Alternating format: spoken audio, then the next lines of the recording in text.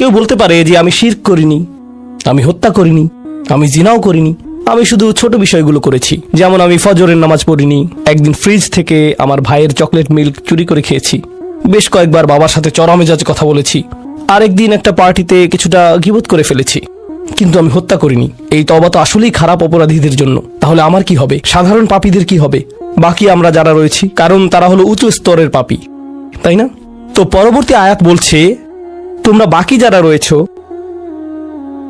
ওয়ামান তাবা, যেই তাওবা করেছে, যে কোনো ধরনের তাওবা, আমিলা সালিহান, সৎ কাজ করেছে, ফাইন্নাহু ইয়াতুবু ইলাল্লাহি মাতাবা, তো যখন সে আল্লাহর কাছে ফিরে আসে আন্তরিকভাবে অনুতপ্ত হয়ে, আল্লাহ সেটাও স্বীকার করেন।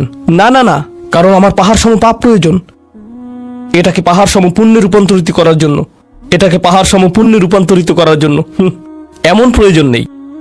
যেই পাপে লিপ্ত থাকেন না কেন, শুধু তওবা করুন। ফাইন্নাহু ইয়াতুবু ইলাল্লাহি মাতাবা ওয়াল্লাযীনা লা ইয়াশহাদুনা যুর, এমন মানুষ যারা অন্যায়ের সাক্ষ্য হয় না। এর অর্থ হলো তারা সহ্য করে না যখন কোনো অন্যায় সংঘটিত হয়। এই মানুষগুলো আল্লাহর কাছে মর্যাদা সম্পন্ন, কারণ তাদের পরিসরে কেউ যখন মানসিকভাবে নির্যাতনের শিকার হয়, কেউ যখন অর্থনৈতিকভাবে নির্যাতনের শিকার হয়, তাদের পরিবারে ধরুন দুই ভাই মিলে কোনো ব্যবসা করে, আর তাদের একজন সকল অর্থ আত্মসাৎ করে অন্যজনকে বঞ্চিত করে, যার ফলে আদালতে গিয়ে এখন একে অপরের বিরুদ্ধে অবতীর্ণ। সেখানে আপনার হয়তো কোনো এক পক্ষের সাথে সম্পর্ক রয়েছে, আপনি নিশ্চুপ দাঁড়িয়ে থেকে অন্যায় হতে দিবেন না, আপনি এটা হতে দিবেন না। যদি এটা আপনার নিজের বাবার বিরুদ্ধেও যায়, যদি এটা আপনার স্বামী স্ত্রী বা সন্তানদের বিরুদ্ধেও যায়, আপনি অলসভাবে দাঁড়িয়ে থেকে অন্যায়কে সহ্য করবেন না, আপনি প্রতিবাদ করবেন। কমপক্ষে এর নীরব অংশীদার হবেন না, আপনি সে স্থান ত্যাগ করবেন। এর সাথে আমার কোনো সম্পর্ক নেই, আমি এর অংশ হতে চাই না। লা ইয়াশহাদুনা যুর, এর আরেকটা অর্থ হলো তারা মিথ্যা সাক্ষ্য প্রদান করে না। কখনো আপনার উপর চাপ থাকে এমন মানুষের পক্ষ অবলম্বন করার জন্য যারা অন্যায়কারী। আপনি জানেন যে তারা অন্যায়কারী, কিন্তু তারা বলে পরিবার আগে ভাই, অথবা বন্ধুত্ব সবার আগে। আর আপনি যদি এটা করেন, যদি আপনার আনুগত্য ভুল স্থানে প্রদান করেন, এটা জেনে শুনে যে আপনি ভুল, তাহলে এটা লা ইয়াশহাদুনা যুর এর লঙ্ঘন। আয়াতটির দ্বিতীয় অংশ, ওয়া ইযা মাররু বিল্লাগwi মাররু কিরামা, এটাও অসাধারণ। এই আয়াতে আল্লাহর কাছে আপনাকে অসাধারণ বানিয়েছে কোনটি? আপনি একটা আসরে রয়েছেন, বন্ধুরা সবাই ঘুরে বেড়াচ্ছে, অথবা আপনি হয়তো কোনো হোয়াটসঅ্যাপ গ্রুপে আছেন। আজকাল যোগাযোগের বিভিন্ন মাধ্যম রয়েছে, আর এই সকল যোগাযোগের মাঝে মানুষ যুক্তিহীন কথা বলে থাকে, মানুষ একে অপরের বিরুদ্ধে গীবত করে, তারা একে অপরের প্রতি বিদ্রুপ করে, তারা একে অপরের সময় নষ্ট করে, আর আপনি এর সাথে কোনো সম্পর্ক রাখতে চান না। তো আপনি কি করবেন? আপনি আসরটি ত্যাগ করবেন। কিন্তু আপনি প্রথমে একটা লেকচার দিবেন না যে এগুলো সবই অর্থহীন, তোমরা নিজেদের সময় নষ্ট করছো, আস্তাগফিরুল্লাহ, আমি তোমাদেরকে আল্লাহর দিকে ডাকছি এবং তওবা করতে আহ্বান জানাচ্ছি, তোমরা এই ভিডিওটি দেখো, আমি এই আসর ত্যাগ করছি না। অথবা আপনি কোনো পার্টিতে রয়েছেন আর বললেন, আস্তাগফিরুল্লাহ, তোমরা সবাই গীবত করছো, আমি এখান থেকে চলে যাচ্ছি। ওয়া ইযা মাররু বিল্লাগwi মাররু কিরামা, যখন তারা এই ধরনের আসরের পাশ দিয়ে যায়, যখন তারা এই ধরনের পরিস্থিতির সম্মুখীন হয়, তারা সেখান থেকে বেরিয়ে আসে সম্মানজনক উপায়ে, মাররু কিরামা। অন্য কথায়, তারা তাদের নিজস্ব মর্যাদা রক্ষা করে, তারা এমন অবস্থায় পড়ে না যা অন্যদেরকে এবং তাদের নিজেদেরকে অপমানিত করে। আর এই প্রক্রিয়ায় তারা অন্য কাউকে খারাপ বোধও করায় না, তারা সম্মানজনক অজুহাত তৈরি করে এবং নিজেদেরকে সেই পরিস্থিতি থেকে বের করে আনে। ওয়া ইযা মাররু বিল্লাগwi মাররু কিরামা। আর সবশেষে, ওয়াল্লাযীনা ইযা যুক্কিরু বিআয়াতি রাব্বিহিম লাম ইয়াখিরু আলাইহা, আসলে এখনো শেষ হয়নি, আপনাদের ভালো বোধ করার জন্য বললাম। ওয়াল্লাযীনা ইযা যুক্কিরু বিআয়াতি রাব্বিহিম লাম ইয়াখিরু আলাইহা সুম্মান ওয়া উময়ানান, এটা জুমায় অংশগ্রহণকারীদের জন্য। যখন তাদেরকে স্মরণ করিয়ে দেয়া হয়, তারা অন্ধ এবং বধিরের মতো পড়ে থাকে না।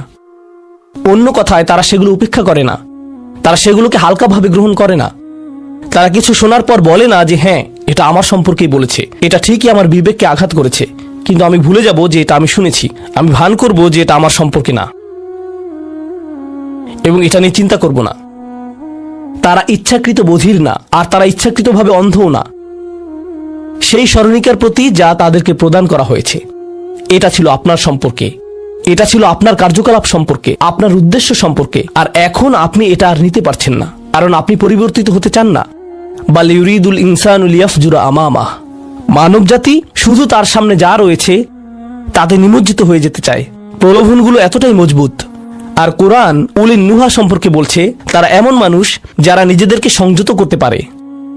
আপনাকে স্মরণ করিয়ে দেয়া হচ্ছে নিজেকে সংযত করার জন্য, আর আপনি বলছেন আমি সংযত হতে চাই না, আমি এই অবস্থাতেই ভালো আছি। আমি ইতিমধ্যে কাজটি করার দিন, তারিখ এবং স্থান নির্ধারণ করে ফেলেছি এবং টিকিটও করে ফেলেছি। এরপর এই খুতবাটি আমার মুড নষ্ট করে দিল। তো আমি এখন একটা বার্গার খাবো এবং খুতবায় যা শুনেছি তা নিয়ে চিন্তা করব না। তারপর সেখানে যাব যেখানে আমি যেতে চেয়েছিলাম। খুতবাটা বেশ দেরিতে শোনা হয়েছে। সেই মানুষেরা এমনটা করে না। যখন কোনো স্মরণিকা শ্রবণ করে নিজেদের উপর এর প্রভাব পড়তে দেয়, তারা এটাকে পরিবর্তন ঘটানোর সুযোগ দেয়। এটাই তাদেরকে আল্লাহর কাছে বিশেষ মানুষে পরিণত করে। প্রসঙ্গক্রমে কখনো কখনো আপনার ভিতরে ঘটে যাওয়া সেই পরিবর্তন অন্য কেউ দেখে না, অন্য কেউ জানে না সেই পাপ সম্পর্কে যার দিকে আপনি অগ্রসর হচ্ছিলেন। সেটা শুধুই আপনি এবং আল্লাহর মাঝে সীমাবদ্ধ। আর আল্লাহ আপনাকে তার ইবাদ হিসেবে গণ্য করেন, কারণ আপনি সেই পরিবর্তন ঘটিয়েছেন। তো এখন যেহেতু আমরা সমাপ্তির দিকে যাচ্ছি, এটাই এখানে বর্ণিত শেষ গুণ। এই মানুষেরা শুধুমাত্র নিজেদের নিয়ে উদ্বিগ্ন না, বরং তারা তাদের পরিবার নিয়ে উদ্বিগ্ন। والذين يقولون ربنا هب لنا من أزواجنا وذرياتنا قرة أعين। হে প্রভু, আমাদের স্ত্রী এবং আমাদের সন্তানদের দ্বারা আমাদেরকে চক্ষুর শীতলতা দান করুন, যার অর্থ দুইটি জিনিস। আমি জটিলতা পরিহার করে আপনাদেরকে সরলভাবে কুররাতা আয়ুনিন এর অর্থ বুঝিয়ে বলছি। প্রথম অর্থ হলো, ইয়া আল্লাহ, অন্য সকল কিছু আমাকে পীড়িত করে, অন্য সকল কিছু আমাকে অসুবিধায় ফেলে, কিন্তু যখন আমি আমার স্ত্রীর কাছে আসি এবং আমার সন্তানদের কাছে আসি, ইয়া আল্লাহ, এই স্থানটিকে আমার জন্য প্রশান্তিদায়ক করে দিন। আমার সকল অসুবিধা দূর হয়ে যায় যখন আমি আমার স্ত্রীর দিকে তাকাই। আমার সকল অসুবিধা দূর হয়ে যায় যখন আমি আমার সন্তানদের সাথে থাকি। ইয়া আল্লাহ, আমার স্ত্রী এবং আমার সন্তানদের মাঝে এটা প্রদান করুন, অথবা আমার স্বামী এবং আমার সন্তানদের মাঝে এটা প্রদান করুন। কুররা শব্দটির দ্বিতীয় অর্থটি এসেছে করার থেকে। করার অর্থ যখন আপনার চোখ কোথাও আটকে যায়। ইয়া আল্লাহ, আমার স্ত্রীর প্রতি আমার ভালোবাসা এতটাই সৃষ্টি করে দিন যাতে আমি তার উপর থেকে চোখ ফিরাতে না পারি। ইয়া আল্লাহ, আমার সন্তানদের নিয়ে আমাকে এতটাই আনন্দিত করে দিন এবং এতটাই ভালোবাসাপূর্ণ করে দিন যাতে আমি তাদেরকে অন্যদের সাথে তুলনা না করি। আমার যা রয়েছে তা নিয়ে আমি সুখী, তারা খারাপ বোধ করুক এটা আমি চাই না। আমি তাদের অর্জনের স্বীকৃতি প্রদান করি। আমাকে সেই সামর্থ্য দান করুন যাতে স্ত্রী এবং সন্তানদের মাঝে কুররাতু আয়ুন খুঁজে পাই। আমাকে একটি মজবুত পরিবার দান করুন এবং আমাকে আমার পরিবারের প্রতি সন্তুষ্ট করে দিন। আপনাদের অনেকের জন্য একমাত্র দুশ্চিন্তার বিষয় হলো স্ত্রী এবং সন্তান। এই দোয়া অনুযায়ী দুশ্চিন্তার একমাত্র উপশমকারী হওয়া উচিত স্ত্রী এবং সন্তান। আর আপনি নিজে চেষ্টা না করে শুধু আল্লাহর কাছে কিছু চাইতে পারেন না, কারণ আল্লাহ বিশেষ কোনো বৃষ্টি আপনার পরিবারের উপর বর্ষণ করবেন না, যার ফলে আকস্মিকভাবে আপনি আপনার স্ত্রীকে ভালোবাসতে শুরু করবেন। এর জন্য চেষ্টা করতে হবে। আপনার সন্তানদের সাথে সম্পর্ক উন্নয়নের জন্য আপনাকে চেষ্টা করতে হবে। এটা রাতারাতি ঘটবে না। এটা এমন জিনিস যাতে আপনাকে এবং আমাকে বিনিয়োগ করতে হবে। তো আল্লাহ আমাদেরকে সামর্থ্য দান করুন যাতে আমরা শুধুমাত্র মুখে এই দোয়া করে ক্ষান্ত না হই, বরং দোয়াটি যাতে বাস্তবায়িতও করতে পারি, কারণ আল্লাহ প্রচেষ্টার বিষয়ে জিজ্ঞেস করবেন। এমনকি সেই বিখ্যাত দোয়াটির শেষেও এটা এসেছে, রব্বানা আতিনা ফিদ দুনিয়া হাসানা ওয়া ফিল আখিরাতি হাসানা ওয়া কিনা আযাবান নার। বিখ্যাত একটি দোয়া, তাই না? আমাদেরকে এই জীবনের সর্বোচ্চটা দান করুন, পরের জীবনেরও সর্বোচ্চটা দান করুন, আমাদেরকে জাহান্নামের শাস্তি থেকে রক্ষা করুন। এরপরে আল্লাহ কি বলছেন?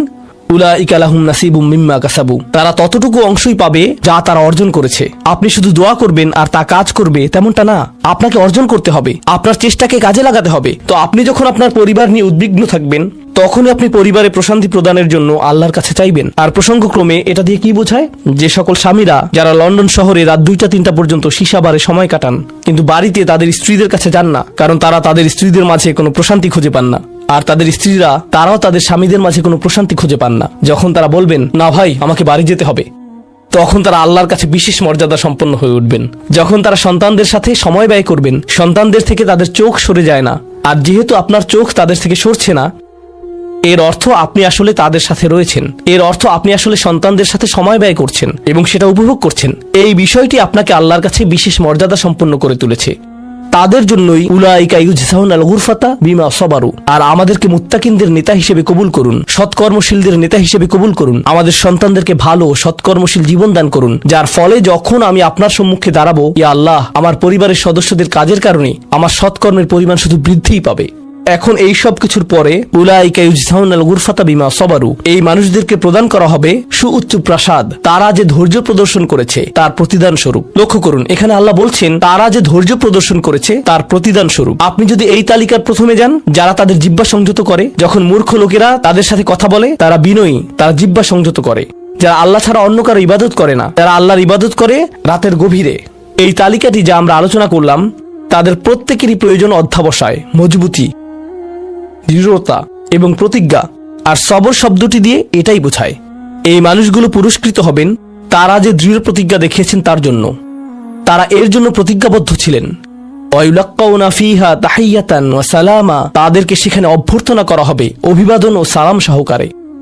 আল্লাহ তাদের জন্য অভিবাদন প্রেরণ করবেন। আল্লাহ শুধুমাত্র তাদেরকে ভালোবাসবেন না, বরং তিনি তাদেরকে এখন সম্মানিতও করছেন। এরা হলেন আল্লাহ কর্তৃক বিশেষ পুরস্কার প্রাপ্ত। খালিদিনা ফিহা হাসুনাত মুস্তাকাররা ওয়া মুকামা, তারা অবিশ্বাস্য সেই সম্মানের মাঝে এবং সেই সুউচ্চ প্রাসাদের মাঝে চিরকাল থাকবেন। কি চমৎকার স্থান! স্বল্পকালীন এবং চিরকালীন অবস্থানের জন্য। তো আল্লাহ এটাকে জাহান্নামের সাথে তুলনা করেছেন, তাই না? জাহান্নামীরা বলবে, আমি এখানে স্বল্পকালের জন্য থাকতে চাই না, চিরকালের জন্য থাকতে চাই না। আল্লাহ বলেছেন, জান্নাতের স্বাদ যদি তুমি সামান্য পরিমাণেও পাও, তুমি এটা আকাঙ্ক্ষা করবে, তুমি এটা চিরকালের জন্য চাইবে। আল্লাহ আমাদের সকলকে চিরকালের জন্য জান্নাতে প্রবেশ করান। আমরা সর্বশেষ আয়াতে এসেছি। আমি জানি যে আমি অতিরিক্ত সময় নিয়েছি, প্রশ্ন উত্তরের জন্য আপনাদের কিছুটা সময় আমার দেওয়া উচিত। আমার আর 4-5 মিনিট প্রয়োজন। শেষের এই আয়াতটি গভীর তাৎপর্যপূর্ণ। এই সূরাটির শেষ আয়াত, এটা এই অনুচ্ছেদটিরও শেষ আয়াত। এই তালিকা যা আপনাকে বিশেষ মর্যাদা সম্পন্ন করবে তার সাথে এর কোনো সম্পর্ক নেই। আয়াতটি কুরাইশ এবং গোটা মানব জাতিকে উদ্দেশ্য করে বলা হয়েছে। আর রাসূলকে বলা হলো যে কিভাবে সৃষ্টিকর্তার নৈকট্য অর্জন করা যাবে। এই তালিকা যেহেতু এখন প্রদান করা হলো, তাহলে আর সমস্যা কোথায়? কুল মা ইয়াবাউ বিকুম রাব্বি লাউলা দুআউকুম ফাকাদ কাযাবতুম ফাসাউফা ইয়াকুনু লিজামা। এই আয়াতটিকে ব্যাখ্যা করার বেশ কয়েকটি দৃষ্টিভঙ্গি রয়েছে। আমি সরলভাবে এর কয়েকটি আপনাদের সাথে শেয়ার করতে চাই। সময় স্বল্পতার কারণে আমি ভাষাতাত্ত্বিক আলোচনায় যাব না। আমি শুধু অন্তর্নিহিত অর্থগুলোর সহজ বাংলা বর্ণনা করব। আল্লাহ একদিকে বলছেন, আল্লাহর সম্মুখে তোমাদের কি গুরুত্ব আছে, আল্লাহর সামনে তোমাদের কি মূল্য আছে, তোমরা কি মনে করো, তোমরা যখন আল্লাহর সামনে উপস্থিত হবে কি মূল্য তোমাদের থাকবে। মানবজাতি হিসেবে তোমাদের একটা মর্যাদা দেয়া হয়েছে যা অন্য কাউকে দেয়া হয়নি। দুআউকুম, তোমরা নিজেদের ইচ্ছায় আল্লাহকে ডাকতে পারো। আল্লাহকে ডাকতে হলে তোমাদের নিজস্ব ইচ্ছা শক্তিকে প্রয়োগ করতে হয়। পাহাড়, গাছ, পাখি, তাদের কোনো নিজস্ব ইচ্ছা নেই, তারা আল্লাহকে ডাকতে বাধ্য। ওয়া ইম মিন শাইইন ইল্লা ইউসাব্বিহু বিহামদিহি ওয়ালাকিন লা তাফকাহুনা তাসবিহাহুম। তোমরা আল্লাহর কাছে মূল্যবান যদি একটি জিনিস না থাকে, আর তা হলো তোমাদেরকে বাছাই করা হয়েছে তাকে ডাকার জন্য, কিন্তু তোমরা সেই দায়িত্বকে পরিত্যাগ করেছো। ফাকাদ কাযাবতুম, আল্লাহকে ডাকার এই আমন্ত্রণকে তোমরা মিথ্যা সাব্যস্ত করেছো। ফাসাউফা ইয়াকুনু লিজামা, এই শাস্তি তোমাদেরকে পরিত্যাগ করবে না। এটা হবে এমন জিনিস যা থেকে তোমরা মুক্ত হতে পারবে না। এটা প্রথম অর্থ। আয়াতটির আরেকটি অর্থ হলো, আল্লাহ কাফেরদের এবং যারা সকল ধরনের পাপ কাজ করে তাদেরকে বলছেন, আমার কাছে তোমাদের কোনো মূল্য নেই। আর তোমাদের এখনো টিকে থাকার একমাত্র কারণ হলো তোমাদের মধ্যে কিছু মানুষ রয়েছে যারা এখনো আমাকে ডাকে। পৃথিবীর বুকে এখনো কিছু ইমানদার রয়েছে যারা এখনো আল্লাহর উদ্দেশ্যে ক্ষমা প্রার্থনা করে, আর তারাই একমাত্র কারণ যে জন্য তোমরা এখনো বেঁচে আছো। আয়াতের তৃতীয় অর্থটি কাফেরদের উদ্দেশ্যে এবং এমন মুসলিমদের উদ্দেশ্যে যারা আল্লাহ থেকে অনেক দূরে রয়েছে, তাদের জন্য এটা প্রযোজ্য। আল্লাহ বলেছেন, তোমাদের কি মূল্য রয়েছে আমার কাছে? তোমরা নামাজ পড়ো না, তোমরা আনুগত্য করো না, তোমরা হালাল উপার্জন করো না, তোমরা সকল আদেশ লঙ্ঘন করো, কিন্তু কোনো কারণে মরিয়া হয়ে যদি তুমি আমাকে ডাকো, তারপরও আমি তোমাকে যথাযোগ্য মূল্যায়ন করব। এখনো তোমাকে সুযোগ দিয়ে যাচ্ছি, লাউলা দুআউকুম, কিন্তু মোটের উপর তুমি এখনো এই সকল কিছুকে মূল্যহীন বিবেচনা করছো। তুমি স্বীকার করছো না যে আমি তোমাকে যা কিছু দিয়েছি এবং যা কিছু করতে বলেছি তা আসলে তোমার কাছে অর্থবহ। তুমি এই সকল কিছুকে মূল্যহীন এবং মিথ্যা বিবেচনা করছো। তোমার এই স্বভাব পরিবর্তন করো, কারণ শীঘ্রই এটা স্থায়ীভাবে লেগে থাকা শাস্তিতে পরিণত হবে। আল্লাহ এটা বলেননি যে তোমাকে শাস্তি দেয়া হবে, বরং তিনি বলেছেন শীঘ্রই তোমাকে শাস্তি দেয়া হবে, শীঘ্রই তুমি এটা থেকে আর মুক্ত হতে পারবে না। অর্থাৎ তোমার জন্য এখনো সুযোগ রয়েছে, বদলে যাও। আয়াতটির আরেকটা অর্থ হলো, হে কুরাইশরা, যদি আল্লাহ তোমাদেরকে কোরআনের মাধ্যমে আহ্বান না করতেন তাহলে অন্য কোন জিনিস তোমাদেরকে মূল্যবান সাব্যস্ত করত? আল্লাহ তোমাদেরকে এই কিতাবটি দিয়ে সম্মানিত করেছেন, আর সর্বোপরি আল্লাহ আপনাকে এবং আমাকে এই কোরআন দিয়ে সম্মানিত করেছেন। তারপরেও তোমরা এটাকে সম্পূর্ণরূপে অগ্রাহ্য করছো। তোমরা এই কিতাবের কোনো মূল্যায়ন করছো না, আল্লাহর এই বাণীকে মূল্যায়ন করছো না। এখনো সময় আছে, নিজেকে সংশোধন করো এবং আল্লাহ তার কথা বলার জন্য যে তোমাদেরকে বেছে নিয়েছেন তার গুরুত্ব অনুধাবন করো। আয়াতটির সর্বশেষ অর্থ, আল্লাহ তোমাদেরকে শাস্তি দেওয়া পছন্দ করেন না। আয়াতাংশটির ভাষাতাত্ত্বিক একটি অর্থ হলো, তোমাদেরকে শাস্তি দেওয়ার জন্য আল্লাহ আগ্রহী নন। তার কোনো উদ্দেশ্য এবং আকাঙ্ক্ষা নেই তোমাদেরকে শাস্তি দেওয়ার, কিন্তু আল্লাহ ছাড়া অন্য কাউকে ডাকার যে অপরাধ তোমরা সংঘটিত করেছো তা এতই বড় যে এর জন্য শাস্তি দিতেই হবে। অন্য কথায় আল্লাহ আপনাকে শাস্তি দিচ্ছেন যদিও তিনি চান না। মা ইয়াফআলুল্লাহু বিআযাবিকুম, তোমাদেরকে শাস্তি দিয়ে আল্লাহর কোনো প্রাপ্তি নেই। আপনাকে শাস্তি দিয়ে আল্লাহর কি পাওয়ার আছে?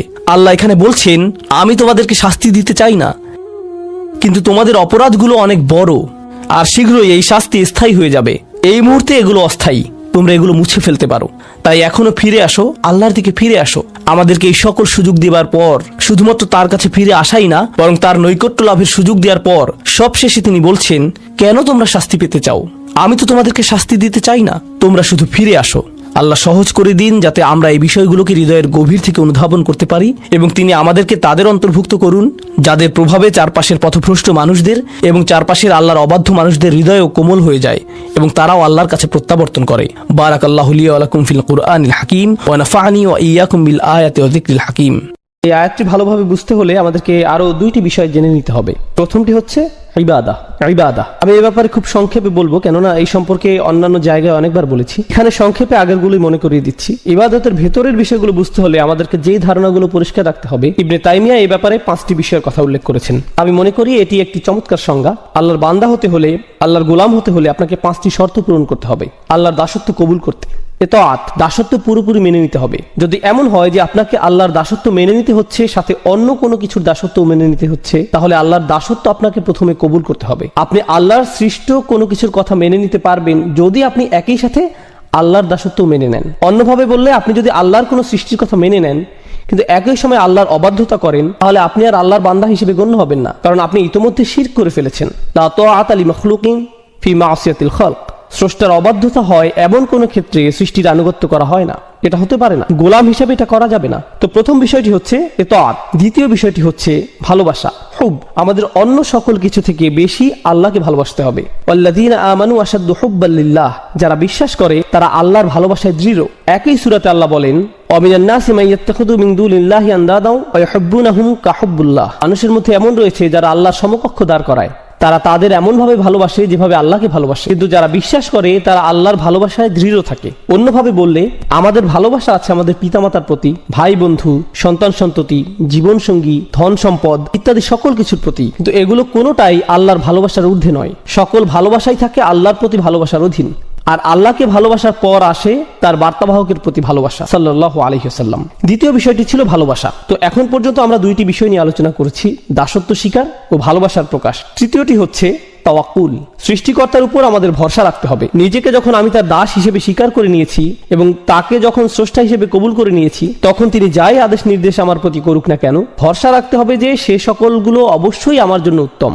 যে অবস্থাতেই তিনি আমাকে নিপতিত করুন না কেন, তার উপর ভরসা রাখতে হবে। ভরসা রাখতে হবে যে যদি আমি তার কথা মেনে নেই, তাহলে তার কোনো আদেশ আর আমার জন্য যত কঠিন হোক না কেন, সেটাই উত্তম পন্থা। ইউরিদুল্লাহু আন ইউখাফফিফা আনকুম, আল্লাহ তোমাদের জীবন সহজ করতে চান, তোমাদের বোঝা হালকা করতে চান। আমরা ভাবি যে আল্লাহর কথা মেনে নিলে জীবন কঠিন হবে আর তার অবাধ্য হলে জীবন সহজ হয়। আমাদের অনেক সময় এমন হয় যে আমরা চিন্তা করি, আহা, সবকিছুই শুধু হারাম, এত কঠিন, ইসলাম খুবই কঠিন। আল্লাহ বলছেন, না, আমি আসলে তোমাদের ইসলাম দিয়েছি যাতে তোমাদের জীবন সহজ হয়। আর আমাদের অবশ্যই বিশ্বাস করতে হবে যে এটা সত্য। আল্লাহর উপর আমাদের ভরসা রাখতে হবে, তাওয়াক্কুল থাকতে হবে। তো আমাদের হলো দাসত্ব, ভালোবাসা এবং ভরসা। চতুর্থ বিষয়টি হচ্ছে আন্তরিকতা বা অকৃত্রিমতা। যখন আমরা কোনো কিছু করি, বিশেষ করে সেটা যদি ইবাদতের বিষয় হয়, আমাদের সেটা শুধুমাত্র আল্লাহর জন্যই করতে হবে। আপনি আল্লাহর সাথে অন্য কোনো বিষয় একত্র করতে পারবেন না। যেমন ধরুন, আপনি মসজিদে দান করবেন, যদি সাথে এমন চিন্তাও রাখেন যে একটু নামও হবে আর হ্যাঁ দানও হবে, এভাবে নিয়তে মিশ্রণ ঘটাতে পারবেন না। সেটা আলাদা যে দান করলে হয়তো আপনার কিছুটা নামও হবে, কিন্তু মনে যদি আগে থেকে খ্যাতির লোভ থাকে, তাহলে আপনার দান বৃথা। আপনার লক্ষ্য শুধুমাত্র আল্লাহর জন্য হতে হবে। আল্লাহ তার জন্য করা নিয়তে অন্য কারো অংশগ্রহণ করা পছন্দ করেন না, বিন্দু পরিমাণও না। আর তিনি আমাদের থেকে যা চান, ইন্না সলাতি ওয়া নুসুকি ওয়া মাহইয়ায়া ওয়া মামাতি লিল্লাহি রব্বিল আলামিন, এই আন্তরিকতার ব্যাপারে আগের সূরাতে আলোচনা হয়েছে। ফাসাল্লি লিরাব্বিক, তোমার রবের প্রতি আন্তরিকতার সাথে সালাত আদায় করো। আল্লাহর জন্য কোনো কিছু করার ক্ষেত্রে আমাদের নিয়তকে পরিশুদ্ধ করতে হবে। মাঝে মাঝে ধরুন, এটা যদিও একটু বাইরের আলোচনা কিন্তু গুরুত্বপূর্ণ, আমরা বিভিন্নভাবে দিনের জন্য কাজ করি। কেউ হয়তো মসজিদে সরাসরি সেবাদান করে, কেউ হয়তো মসজিদ কমিটিতে কাজ করে, কেউ হয়তো দাওয়াতি কাজ সম্পন্ন করে, কেউ ইসলামী স্কুল পরিচালনা করে, অথবা কেউ ইসলামিক ওয়েবসাইট চালাতে সহায়তা করে। যেটাই হোক, যেভাবেই হোক, আমরা দিনের জন্য করি কোনো না কোনো উপায়।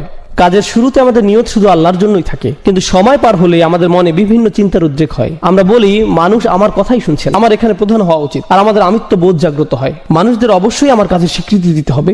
এখন তো কেউ আমার প্রশংসাই করছে না, লোকজন আমার মতের মূল্যায়নই করছে না, আর এতদিন যা কিছু করেছি কিছুই আমলে নিচ্ছে না। এখন বলুন, আমাদের এই কাজ আল্লাহর জন্য নাকি মানুষের স্বীকৃতির জন্য? আর এভাবে আমাদের মনে যা ঘটে সেগুলো কেউই তেমন ভাবে লক্ষ্য করে না, অথচ সময়ের সাথে এভাবেই নিয়ত পরিবর্তিত হতে থাকে। আপনি সততার সাথে আল্লাহর জন্য শুরু করেন হয়তো, কিন্তু সময়ের সাথে আন্তরিকতায় ভাটা পড়ে। আমাদের অবশ্যই ইখলাস বজায় রাখতে হবে, সেই আন্তরিকতা ধরে রাখতে হবে।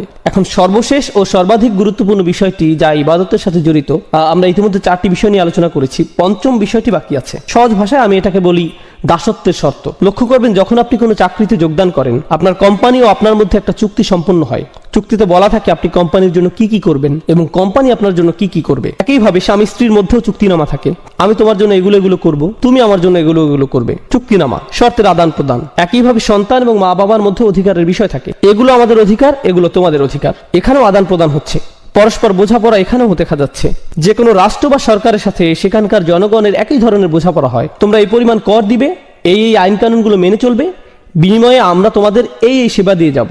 স্পষ্ট বিনিময়। সাধারণত এই ধরনের বিনিময়গুলো কিছু আপোষ মীমাংসা বা বোঝাপড়ার মাধ্যমে হয়, অর্থাৎ দুই পক্ষই এগিয়ে আসে, আলাপ আলোচনা করে, শেষে আপোষের মাধ্যমে সমঝোতা হয়। কিন্তু যখন আমরা আল্লাহর বান্দা, তখন এই ধরনের শর্ত বা সমঝোতা কি করে ঘটবে? এগুলো কি আলোচনা বা আপোষ মীমাংসার মাধ্যমে হবে?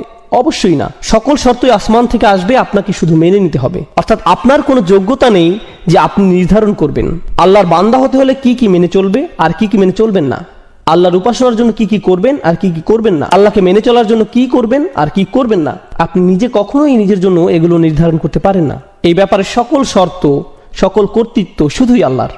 আর শুধুমাত্র এভাবেই আপনি আল্লাহর বান্দা হতে পারেন যে এসব শর্তে, এই চুক্তিতে আপনার সামান্যতম অংশও নেই। সকল শর্তই আল্লাহর, কর্তৃত্ব শুধুই আল্লাহর। এবার আসুন, কাফিররাও আল্লাহকে ডাকে, তারাও তাওয়াফ করে, সিজদাও করে, আল্লাহর নাম তারাও ভালোভাবেই স্মরণ করে, প্রায় সবকিছুই করে। কিন্তু সেই শর্তগুলো, সেই চুক্তিনামা, তারা যেটাকে আল্লাহর দাসত্ব বলে, যেটাকে তারা আল্লাহতে বিশ্বাস বলে, সেই বিশ্বাস, দাসত্বের চুক্তিনামা তারা নিজেরাই বানিয়ে নেয়। কিন্তু আল্লাহ বলছেন, তোমরা যদি নিজেদের মন মতো এই শর্তসমূহ বানিয়ে নাও, সেটা গ্রহণযোগ্য না। এগুলো শুধু তখনই গ্রহণ করা হবে যদি তা কেবল আমার পক্ষ থেকেই আসে। আর সেই শর্তসমূহ যা তার থেকে আসে, সেগুলো মূলত তাই যা নবী রাসূলগণ নিয়ে আসেন। তাই এসব শর্তাবলী, এগুলো খুবই গুরুত্বপূর্ণ।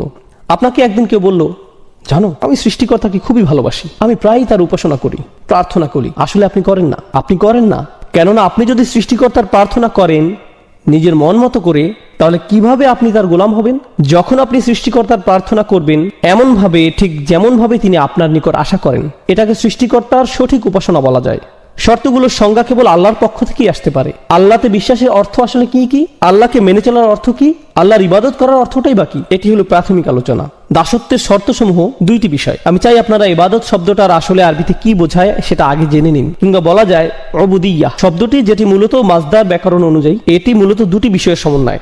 এখন আমি যদি শুধুমাত্র যে কোনো একটি আপনাদের সামনে প্রকাশ করি, তাহলে মূল অর্থটি অসম্পূর্ণ থেকে যাবে। মূলত এটি ক্লাসিক্যাল আরবির সামনে ইংরেজি ভাষার একটা সীমাবদ্ধতা। ক্লাসিক্যাল আরবি ভাষা একই সময় বিভিন্ন বৈশিষ্ট্যের প্রকাশ ঘটায়। এখন আমরা যদি কোনো বিষয়ের ক্ষেত্রে পুরোপুরিভাবে অর্থের প্রকাশ না ঘটাই, বাক্যের আংশিক প্রকাশ আমাদের মনে গন্ডগোল বাঁধাতে পারে। তো 2টি পরিভাষা যা ইবাদত শব্দটির সকল বৈশিষ্ট্য ও গুণাগুণ পরিপূর্ণরূপে প্রকাশ করে, সে 2টি হলো প্রার্থনা ও দাসত্ব। হ্যাঁ, এই 2টির সমন্বয়, প্রার্থনা ও দাসত্ব। আমরা সাধারণত যে কোনো একটি গ্রহণ করে থাকি, কিন্তু ইংরেজিতে 2টি সম্পূর্ণ আলাদা শব্দ, যা ক্লাসিক্যাল আরবিতে একটি শব্দে প্রকাশ পায়, ইবাদাহ এবং উবুদিয়্যাহ। তাই যখন আল্লাহ রাসূল সাল্লাল্লাহু আলাইহি ওয়াসাল্লাম বলেন লা আ'বুদু মা তা'বুদুন, এর মানে শুধুমাত্র এই না যে আমি প্রার্থনা করব না, বরং এর মানে এও দাঁড়ায় যে আমি দাসত্ব স্বীকার করব না, আমাকে তোমরা গোলাম বানাতে পারবে না। খুব সংক্ষেপে আমি আপনাদের প্রার্থনা এবং উপাসনা করা এবং দাসত্বের মধ্যকার যে পার্থক্য সেটি দেখিয়ে দিতে চাই। যখন মাগরিব আসলো, আমরা আল্লাহ তাআলাকে স্মরণ করছি, প্রার্থনা করছি। যখন এশার সালাতের সময় আসবে, আমরা আল্লাহর প্রার্থনা করব।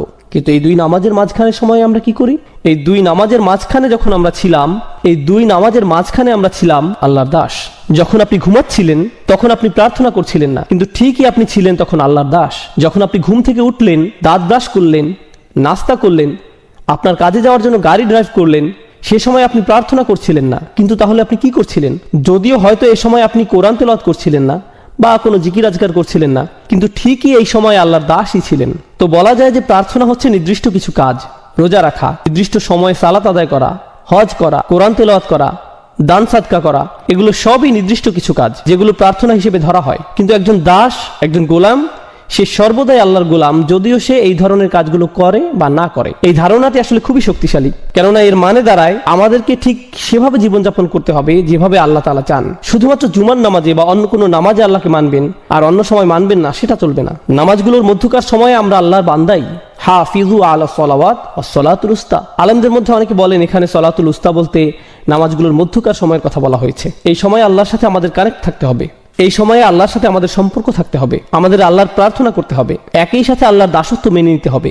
এখন আমরা হয়তো অনেকেই আল্লাহর প্রার্থনা ঠিকভাবেই করি, কিন্তু দাসত্বের ক্ষেত্রে, যেমন হয়তো আপনি আসরে নামাজ পড়েছেন কিন্তু এখন ভাবছেন সময় তো আছে, একটু মুভি দেখা যায়, মাগরিব চলে আসলো, হ্যাঁ মাগরিবের নামাজেও চলে আসছেন, কিন্তু এভাবে আপনি শুধু প্রার্থনা করছেন, দাসত্বের শর্তে টিকছেন না, আল্লাহর বান্দা হতে পারছেন না। কার হয়তো একটি মদের দোকান আছে কিন্তু সে 5 ওয়াক্ত নামাজ পড়ছে মসজিদে গিয়ে। তো এখান থেকে সহজে বোঝা যায় যে সে আল্লাহর প্রার্থনা সঠিকভাবে করছে কিন্তু আল্লাহকে মানছে না, কোনোভাবেই সে আল্লাহর বান্দা নয়। তাই সমস্যা হয়ে যায় আমাদের এই ইংরেজি অনুবাদগুলোর কারণে। এই অনুবাদগুলো দেখে আমাদের মনে হয় যাক, অন্তত পক্ষে আল্লাহর প্রার্থনা তো সঠিকভাবে করছি, আমার কাজ তো হয়ে গেল। না না, আপনি আল্লাহর প্রার্থনা করছেন কিন্তু আপনি আল্লাহর বান্দা নন। প্রার্থনা করা হচ্ছে একটি অংশ, দাসত্ব হচ্ছে অপর অংশ, এবং ইবাদা এই দুইটি অংশ নিয়ে গঠিত, শুধু একটিতে হবার নয়। এখন আরবদের ব্যাপারটি লক্ষ্য করুন। আরবদের দুটি সমস্যা ছিল। প্রথমটি হচ্ছে তারা আল্লাহর প্রার্থনায় বিমুখ ছিল, তবে এর চাইতে বড় সমস্যা তারা আল্লাহর দাসত্ব মেনে নিতে রাজি ছিল না। এই সূরাটি এই দুইটি সমস্যা নিয়ে আলোচনা করছে। আমাদের এই সমস্যা দুটি স্পষ্টভাবে চিহ্নিত করে নিতে হবে। যখন তারা আল্লাহর সামনে মাথা নত করতে এবং অন্য সকল উপাস্য থেকে মুখ ফিরিয়ে নিতে অস্বীকার করে, তখন সেটা তাদের কোন সমস্যা, প্রার্থনাগত সমস্যা নাকি দাসত্বের সমস্যা? অবশ্যই এটি তাদের প্রার্থনাগত একটি সমস্যা। কিন্তু যখন তারা ইয়াতিমদের দূরে ঠেলে দেয়, যখন তারা নারী শিশুদের হত্যা করতে বিরত থাকে না, যখন তারা গরিব দুঃখীদের দিকে ফিরেও তাকায় না, যখন তারা ন্যায় বিচার থেকে নিজেদের দূরে সরিয়ে নেয়, যখন তারা বিনা অপরাধে মানুষ হত্যা করে, যখন তারা কৃতদাসদের উপর অমানবিক অত্যাচার করে, তখন তারা আসলে কিসের সাক্ষ্যদান করে? তারা মূলত আল্লাহর দাসত্বকে প্রত্যাখ্যান করে। আল্লাহর বান্দার ন্যায় জীবনযাপন তারা কোনো আগ্রহ দেখায় না। আপনি আল্লাহর বান্দা মানে আপনি আল্লাহর উপাসনা করেন এবং তার সাথে তার দাসের ন্যায় জীবনযাপন করেন, দুইটি বিষয়। এখন আয়াতটি আমরা ভালোভাবে বুঝবো। লা আ'বুদু মা তা'বুদুন, এখানে লা আ'বুদু অর্থাৎ আমি দাসত্ব করব না এবং আমি প্রার্থনা করব না যার ইবাদত তোমরা করছো। আমাদের বুঝতে হবে এই আয়াতে আল্লাহ রসুলকে বলা হয়েছে কাফিররা কিসের প্রার্থনা করত আর তারা কার দাসত্ব করত সে ব্যাপারে কথা বলতে। তো তারা কিসের প্রার্থনা করত এবং তারা কার দাস ছিল বলে মনে করেন? তারা বিভিন্ন মূর্তির, নিজেদের বানানো মেয়েকে ঈশ্বরের উপাসনা করত এবং তারা নিজেদের লোভ লালসার দাস ছিল। দুইটি বিষয়, তারা মূর্তিগুলোর পূজা করত এবং নিজেদের শাহাওয়াত, লোভ লালসার গোলাম হয়ে গিয়েছিল, নিজের নফসের পূজারী। আল্লাহ রসুল তাদেরকে বলছেন আমি তোমাদের এসব মূর্তি প্রার্থনাকে প্রত্যাখ্যান করি এবং নিজের নফসের দাসত্বকেও অগ্রাহ্য করি। এই দুইটা বিষয়কেই আমি প্রত্যাখ্যান করলাম, আমি কখনো এগুলো মেনে নিব না। এই কাফিরদের চিন্তা ছিল অনেক দিন ধরে এই ঝামেলা চলছে, প্রায় 1 দশক হয়ে যাচ্ছে, আর তো ভালো লাগছে না ব্যাপারটা, কিছু একটা করা উচিত। মক্কার পরিবেশও কেমন থমথমে, মুসলিম আর কাফিরদের মধ্যে এই মারামারি কাটাকাটি আর সহ্য করা যায় না, চলো কিছুটা ছাড় দিয়ে দেখি। তাদের চিন্তা ছিল যে সমাজে এখন কিছুটা শান্তি ঐক্যের প্রয়োজন, এতে করে মক্কার পরিবেশ কিছুটা শিথিল হবে, আমাদের ভবিষ্যতের জন্য ভালো হবে। লা আ'বুদু, বেশিরভাগ ব্যাকরণবিদের মত অনুযায়ী এই আয়াতে মুদারিতে লা শব্দটির কারণে বর্তমানের চাইতে ভবিষ্যতের কথা এখানে অধিক বোঝানো হয়েছে। অর্থাৎ রাসূলুল্লাহ বলছেন তোমরা আশা করে কোনো লাভ নেই, আমি কখনোই তোমাদের আশা অনুযায়ী কাজ করব না। তোমরা যদি মনে করো ভবিষ্যতে তোমাদের হয়তো সুযোগ আছে, সময় গেলে পরিস্থিতি পাল্টাবে, আমি কখনোই এসবের প্রার্থনা করব না।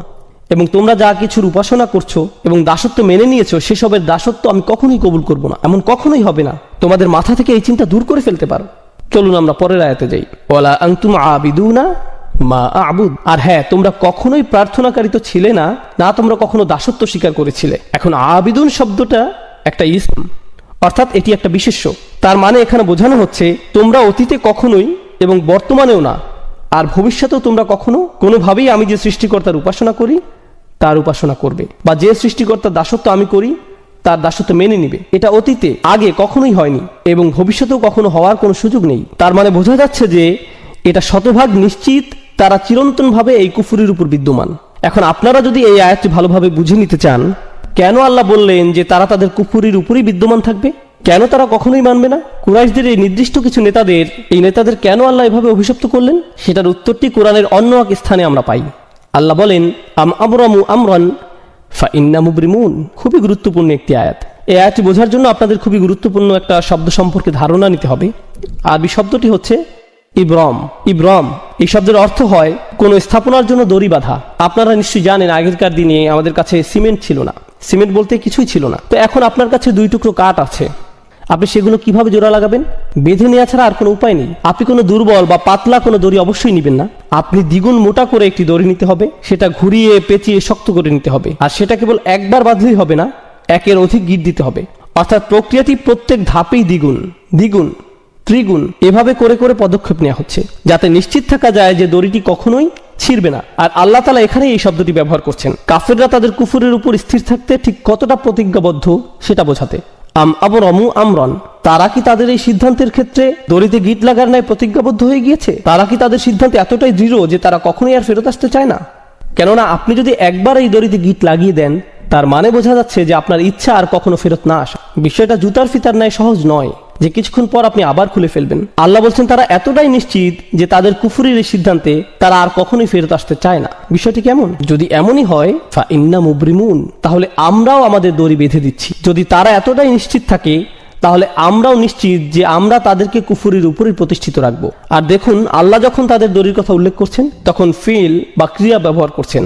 আবরমু ফেইল মাদি বা অতীতকালের ক্রিয়া। কিন্তু আল্লাহ যখন নিজের দড়ির কথা বলছেন তখন তিনি বিশেষ্য ব্যবহার করছেন। আপনারা জানেন এমন ক্ষেত্রে ক্রিয়া এবং বিশেষ্যের মধ্যে তফাৎ কেমন হয়? ক্রিয়া ক্ষণস্থায়ী কিন্তু বিশেষ্য চিরস্থায়ী। অর্থাৎ তারা আজ যতই নিশ্চিত থাকুক যে তারা সেই দড়ির গিঁট খুলবেই না এবং ঈমান আনবে না, বিচার দিবসে যখন তারা নিজেদের কর্মফলের সম্মুখীন হবে, আপনারা জানেন কি হবে, তাই না? রুবামা ইয়াউদ্দুল্লাযীনা কাফারু লাউ কানু মুসলিমিন, হয়তো অবিশ্বাসীরা চাইবে সেদিন মুসলিম হতে, তারা চাইবে তাদের সেই গিঁট, সেই দড়ি যাতে কোনো মতে একটু খোলা হয়, কিন্তু অনেক দেরি হয়ে গেছে, অনেক সময় চলে গিয়েছে। তাই আল্লাহ বলছেন ফা ইন্না মুবরিমুন, আমার বাঁধন তো চিরদিনের জন্য। বিশেষের ব্যবহার হয়েছে এখানে, অর্থাৎ সমাপ্তি ঘটে গেছে, শেষ। আর কাফিরদের ক্ষেত্রে বলা হচ্ছিল সংশয় আকারে, তারা কি আসলেই এভাবে দড়িতে গিঁট লাগাতে যাচ্ছে?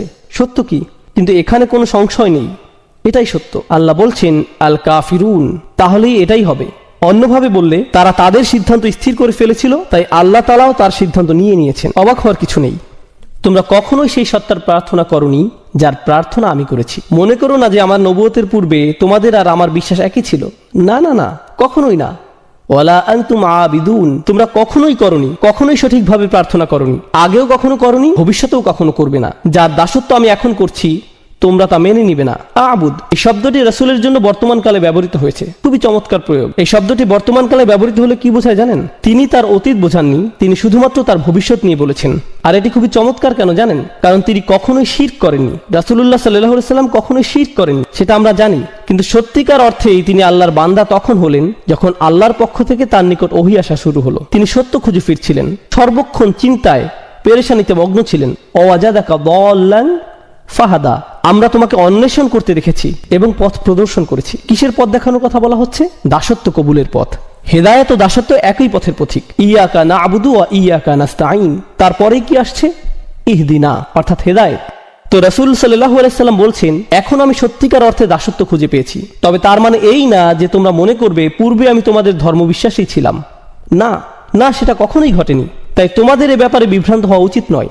আর এখানে খুবই শক্তিশালী শিক্ষা যেটা পাওয়া যায় সেটা হচ্ছে, যদি তোমরা জানো যে আমি কখনোই তোমাদের বিশ্বাস গ্রহণ করব না এবং আমিও জানি যে তোমরা আমার বিশ্বাস কখনো গ্রহণ করবে না, তার মানে এখান থেকে সহজেই বোঝা যায় যে আমাদের রাস্তা ভিন্ন।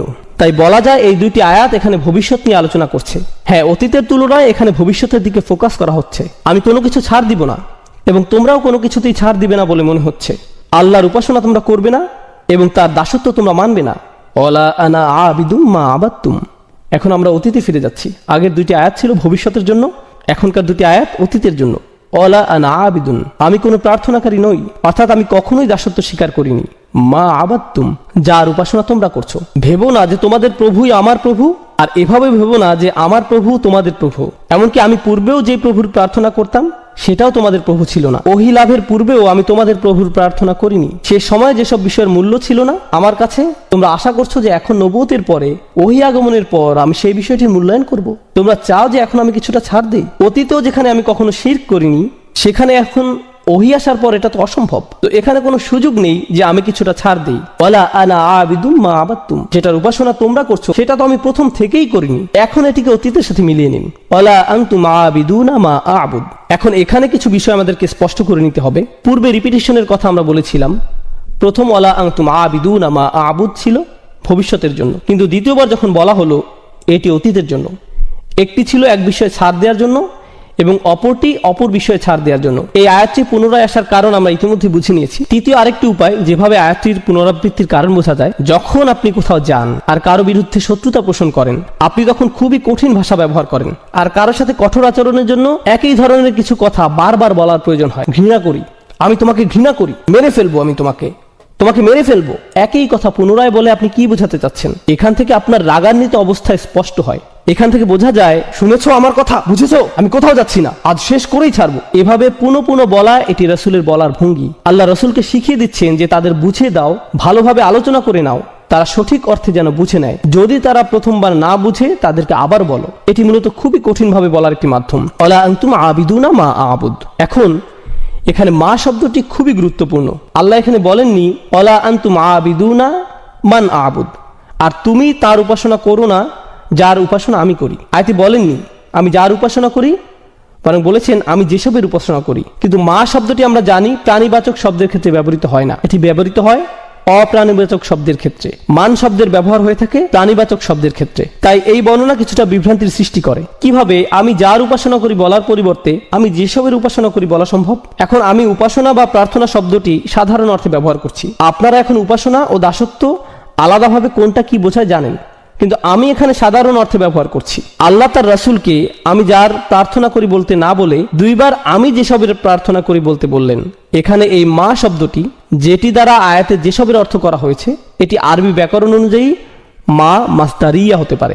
একভাবে চিন্তা করলে এরূপ ধরা যায়। তাহলে অর্থ হবে যে প্রার্থনা আমি করি, মা আবুদের অর্থ হয় ইবাদাতি আবুদু, অর্থাৎ আমি যেমন প্রার্থনা করি তেমন তোমরা কখনোই করবে না। মা শব্দটি দ্বারা এক হিসাবে এমনটাই বোঝাচ্ছে, যে ধরনের যে প্রকৃতির উপাসনা আমি সৃষ্টিকর্তার করি তোমরা তা কখনোই করবে না। সৃষ্টিকর্তার একজন দাস হওয়া, প্রার্থনাকারী হওয়া, এটি আমার নিকট যে অর্থ বহন করে তা তোমাদের নিকট কখনোই একই অর্থ বহন করে না। তোমাদের আর আমার চিন্তাভাবনা সম্পূর্ণ ভিন্ন। মা শব্দটির এটি একটি ব্যাখ্যা।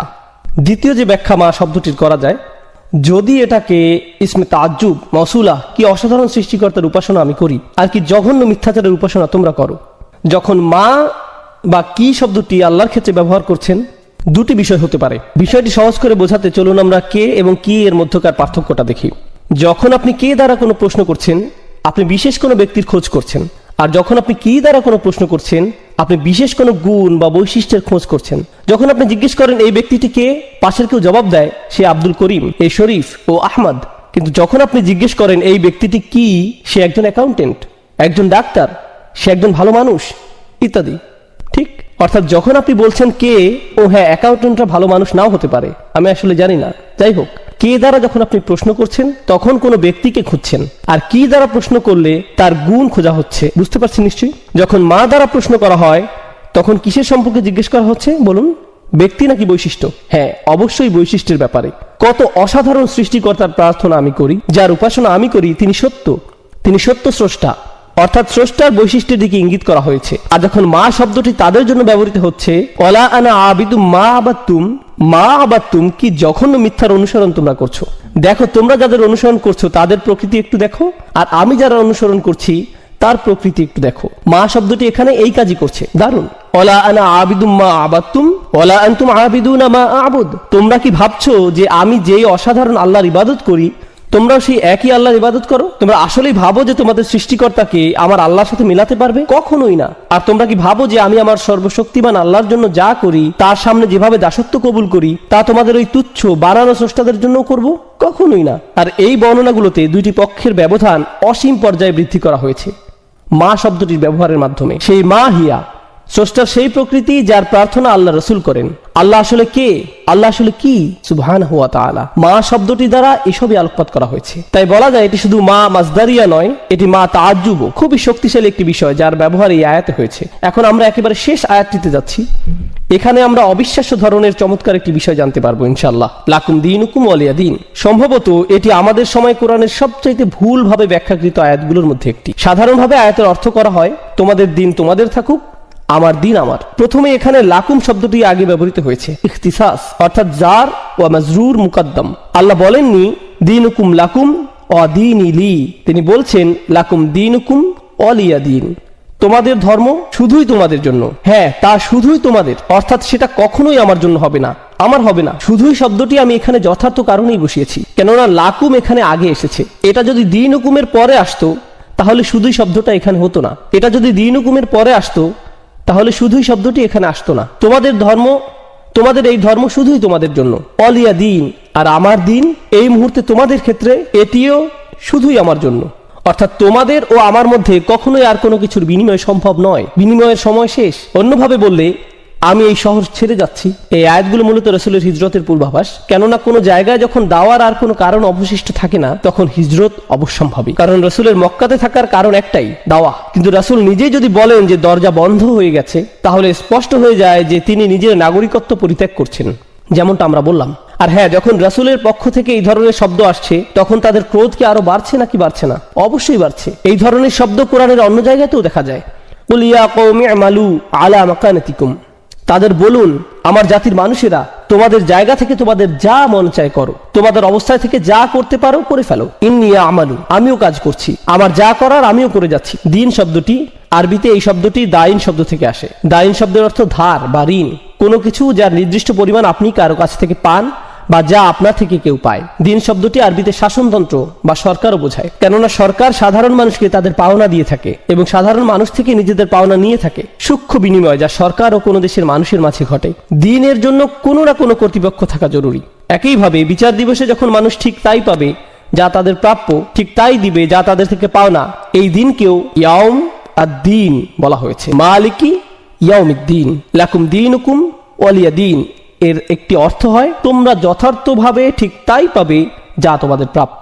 তোমাদের বিচার শুধুমাত্র তোমাদের জন্যই হবে, আর আমার বিচার ও আমার উপরেই হবে। আর তোমাদের আজকের এই কুফরের পরিণতি কি সেদিন বিচার দিবসে তোমরা জানতে পারবে। এখানে দিন শব্দের দ্বারা এই অর্থটিও বোঝানো হচ্ছে লাকুম দীনুকুম ওয়ালিয়া দীন, তোমাদের বিচার তোমাদের জন্য আর আমার বিচার আমার জন্য।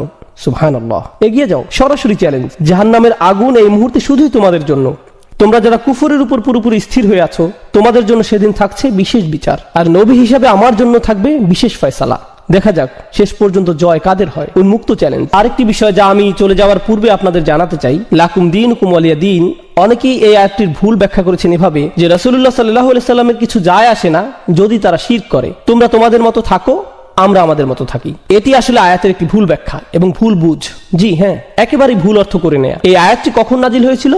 প্রায় 1 দশক দাওয়াত দেওয়ার পরে এই আয়াতটি নাজিল হয়। এরপর তাদেরকে বলা হলো তোমাদের যা করার তোমরা করতে থাকো আর আমি আমার কাজ করতে থাকবো। আর এখন আমরা আর শব্দ দ্বারা সংঘর্ষে যাব না, এখন সংঘর্ষ হবে তরবারি দ্বারা। অর্থাৎ অন্যভাবে বললে এই আয়াতটি সেসব লড়াই বা যুদ্ধের পূর্বাভাস যেগুলো সামনের দিনগুলোতে আসছে। এই লাকুম দীনুকুম ওয়ালিয়া দীন আয়াতে বলতে পারেন কেন আয়াতের শব্দগুলোতে সংঘর্ষের পূর্বাভাস পাওয়া যায়? কারণ এই মুশরিকরা তাদের মূর্তিগুলোকে কোথায় রাখছে? তারা এগুলোকে রাখছে বাইতুল হারামে। আর রাসূলুল্লাহ সাল্লাল্লাহু আলাইহি সাল্লামের মূল কাজ কি? আমরা ইতিমধ্যেই উত্তরাধিকার সূত্রে পাওয়া রাসূলের দায়িত্ব নিয়ে কথা বলেছি। তার মূল দায়িত্ব কি? ইব্রাহিম আলাইহিস সালামের ধর্মকে পরিশুদ্ধ করা। আর তিনি সেটা কিভাবে করতে পারেন? যে উদ্দেশ্যে আল্লাহর এই ঘর নির্মিত হয়েছিল সেই উদ্দেশ্যে এটির পুনর্গঠনের মাধ্যমে। কিন্তু ততক্ষণ তিনি এটি করতে পারছেন না যতক্ষণ মুশরিকদের প্রতিমাগুলো এই ঘরে মজুদ রয়েছে। তাই আল্লাহর দ্বীন এখানে পূর্ণতা পেতে হলে তাদের দিনকে সরতে হবে। তোমরা তোমাদের দিনের অনুসরণ করতে থাকো, আমি আমার দিনের অনুসরণ করতে থাকি, এবং শেষ পর্যন্ত দেখা যাবে জিত কার হয়। তাই আল্লাহ বলেন হুয়াল্লাযী আরসালা রাসূলাহু বিল হুদা ওয়া দীনিল হক লিইয়ুযহিরাহু আলা দ্বীনি কুল্লিহি। তিনি তার রাসূলকে পাঠিয়েছেন, আল্লাহ তার রাসূলকে পাঠিয়েছেন হিদায়াতের সাথে এবং সেই সত্য দ্বীনের সাথে, যাতে এটি অন্য সকল যত দ্বীন আছে সেগুলোকে পরাস্ত ও নিষ্প্রভ করে দিতে পারে। দ্বীনের অন্যান্য যত রূপ সবগুলোই পরাভূত হবে। ওয়ালাউ কারিহাল মুশরিকুন, যদিও মুশরিকরা বিষয়টি ঘৃণা করে, যদিও তারা এটি অপছন্দ করে, তো তোমরা যা করার করতে থাকো, কিন্তু সেগুলো সবই বৃথা হবে। আমার দিন ইতোমধ্যেই নিশ্চয়তা পেয়ে গেছে। আর হ্যাঁ, দিন শব্দটি পরবর্তী আয়াতে আরো বেশি স্পষ্ট হবে। আরাআইতান নাসা ইয়াদখুলুনা ফি দীনিল্লাহ, দিন শব্দটি আবারও আসছে। সেখানে আমরা জানতে পারবো যে সংঘাতের শুরু এই সূরাতে হয়েছিল। পরবর্তী সূরাতে দেখা যাবে কারা এতে জয়লাভ। আর এই সূরার সর্বশেষ শিক্ষা একেবারে শেষ বক্তব্য রাখার পূর্বে অতিরিক্ত দুইটি বিষয়ে কিছু কথা বলবো ইনশাআল্লাহ তাআলা। প্রথম কথাটি হচ্ছে, আগের সূরাতে আমরা দেখতে পাই মক্কার কুরাইশরা রাসূলুল্লাহ সাল্লাল্লাহু আলাইহি সাল্লাম ও তার পরিবারের উপর একটি ব্যক্তিগত আক্রমণ করে। বাতারা মুহাম্মাদুন, এই শব্দটি দ্বারা তারা আক্রমণ শুরু করে। মাআযাল্লাহ, এর দ্বারা তারা বোঝায় যে রাসূলের বংশের শিকড় কেটে গেছে এবং বেশি দিন আর স্থায়ী হবে না। গত সপ্তাহে এই বিষয়ে আমরা বিস্তারিত আলোচনা করেছি, আপনারা চাইলে মনে করে নিতে পারেন। এই আক্রমণের জবাবে আল্লাহ সুবহানাহু ওয়া তাআলা রাসূলের সকল অনুসারীদের বললেন না যে তোমরা সবাই বলো, কারণ রাসূল যখন কুরাইশদের প্রতিমাগুলো কাজগুলো থেকে নিজেকে দূরে সরিয়ে নেবেন। স্বাভাবিক যে তার অনুসারীরাও সেটাই করবেন, কিন্তু আল্লাহ তাআলা তাদের কিছুই বলতে বলেননি। তিনি বলেননি কুলু ইয়া আইয়ুহাল কাফিরুন, তোমরা সবাই বলো আইয়ুহাল কাফিরুন। এভাবে বলার জন্য আল্লাহ সুবহানাহু ওয়া তাআলার পক্ষ থেকে তাগিদ আসেনি, বরং আল্লাহ শুধুই রাসূলকে বলতে বলেছেন কুল ইয়া আইয়ুহাল কাফিরুন, শুধু তুমি বলো, তাদের একাই বলো। এর কারণ হচ্ছে যেহেতু কুরাইশরা ভেবেছে যে রাসূলের পরিবার আর বাড়বে না, তিনি একা যথেষ্ট নন, একা তিনি কিছুই করতে পারবেন না। আল্লাহ আযজা ওয়া জাল্লা স্পষ্ট করে ঘোষণা দিলেন যে রাসূল একাই তাদের জন্য যথেষ্ট। রাসূল সাল্লাল্লাহু আলাইহি সাল্লামের আর কাউকেই প্রয়োজন নেই। এটি কোরআন থেকে একটি বড় শিক্ষা আমাদের জন্য। কেউ কেউ মাঝে মাঝে বলে মুহাম্মদ তার অনুসারীদের ব্যতীত কিছুই করতে পারতো না। মাআযাল্লাহ, খুবই জঘন্য ভাষার ব্যবহার। আমরা মুসলিমরা কখনোই এমনটা বলি না, অমুসলিম ইতিহাসবিদরা বিশেষ করে এমনটা বলে থাকে। মুহাম্মদ তার অনুসারীদের উপর নির্ভর করেছিল, এই ধরনের কথাবার্তা। এখন লক্ষ্য করুন আল্লাহ তাআলা কি বলছেন, ইল্লা তানসুরুহু ফাকাদ নাসারাহুল্লাহ। সূরা তাওবাতে আল্লাহ বলছেন যদি তোমরা তাকে সাহায্য নাও করো, আল্লাহ তো তাকে ইতিমধ্যেই সাহায্য করে রেখেছেন সাল্লাল্লাহু আলাইহি সাল্লাম। তাই আমাদের দৃষ্টিভঙ্গি কখনো এমন হতে পারে না। আমাদের দৃষ্টিভঙ্গি, চিন্তা ভাবনা হচ্ছে তিনি সরাসরি আল্লাহ তাআলা থেকে সাহায্য পেয়ে থাকেন, আমাদের সাহায্যের তার কোনো প্রয়োজন নেই। আপনারা মনে করতে পারেন হুনাইনের যুদ্ধের কথা, যখন সাহাবীরা হঠাৎ ভীত হয়ে রাসূলুল্লাহ সাল্লাল্লাহু আলাইহি সাল্লাম থেকে দূরে সরে গিয়েছিলেন, তিনি হঠাৎ একা পড়ে গেলেন।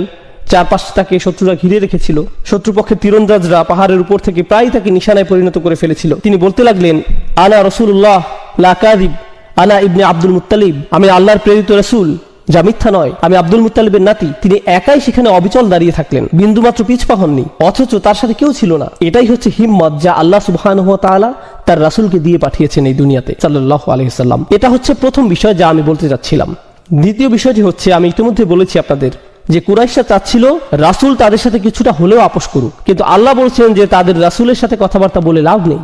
রাসূল তো শুধু আমার নেওয়া সিদ্ধান্ত তাদের জানাচ্ছে, এগুলো সবই আমার আদেশ। তাই সূরাটি শুধু ইয়া আইয়ুহাল কাফিরুন না বলে কুল শব্দ দিয়ে শুরু হচ্ছে, অর্থাৎ রাসূল সরাসরি তোমাদের বলছে না, বরং আমার আদেশে রাসূল তোমাদের বলছে। তাই রাসূলের সাথে আপোষ করে তাদের কোনো লাভ হবে না। এখন এই সূরার শেষে লাকুম দীনুকুম ওয়ালিয়া দীন, দিন শব্দের শেষে যে নুনটি রয়েছে এটি আসলে দ্বীনই হওয়ার কথা। তোমাদের নিকট তোমাদের দিন থাকুক আর আমার নিকট আমার দিন।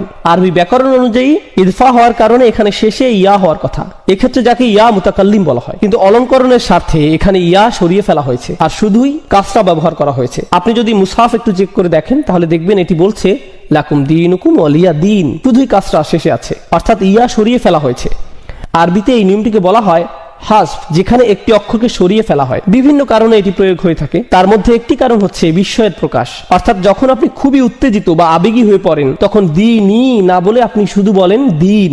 একইভাবে আমরা যখন আল্লাহ আযজা ওয়া জাল্লার কাছে প্রগাঢ়ভাবে সাহায্য চাই তখন আমরা রব্বি বলি না, তখন আমরা শুধুই রব বলে থাকি, রব্বিগফিরলি। এখানে রব্বি শব্দকে কেন সংক্ষিপ্ত করা হয়েছে? কারণ আমরা আল্লাহ আযজা ওয়া জাল্লার সামনে মরিয়া হয়ে আবেদন জানাচ্ছি, এটি অন্তর থেকে তার প্রতি নিবেদন। এইখানে এই সূরায় হাসফের ব্যবহার হয়েছে যাতে করে নিজের দিনের ব্যাপারে রাসূলের দাবি স্পষ্ট ও গাঢ় হয়, এটি আমার দিন। আরেকটি কারণ হচ্ছে ইয়া দ্বারা এখানে স্বয়ং রাসূলুল্লাহ সাল্লাল্লাহু আলাইহি সাল্লামকে বোঝানো হতো, কিন্তু হাসফের দ্বারা এই আয়াতে রাসূলের ভূমিকাকে সংক্ষিপ্ত করা হয়েছে আর আল্লাহর ক্ষমতাকে ফোকাসে আনা হয়েছে। প্রথমেই আল্লাহর ভূমিকাকে এই সূরাতে কুল শব্দের দ্বারা বর্ধিত করা হয়েছে, আর শেষে ইয়া হাসফের মাধ্যমে এমন দাঁড়ালো যে আল্লাহ রাসূলকে বলছেন সবশেষে তুমি এক্ষেত্রে নিজের কথা উল্লেখও করতে পারবে না, এসব সিদ্ধান্ত আসলে তোমার দ্বারা হচ্ছে না, এই সিদ্ধান্তের পেছনে তুমি না।